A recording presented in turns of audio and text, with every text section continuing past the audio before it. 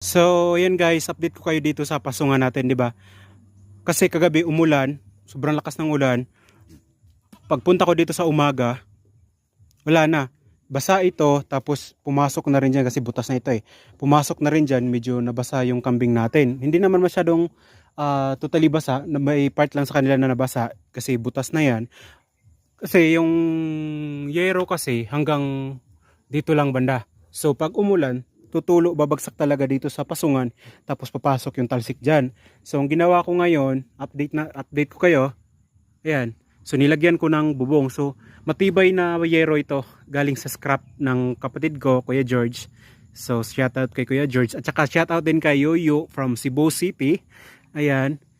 So may bubong na rin. Binububungan ko kasi nababasa, kawawa yung alaga natin, tapos yung pagkain na nababasa din pag ulan. So ngayon pag ulan na, hindi na ito mababasa. Kaya ayan guys, update natin.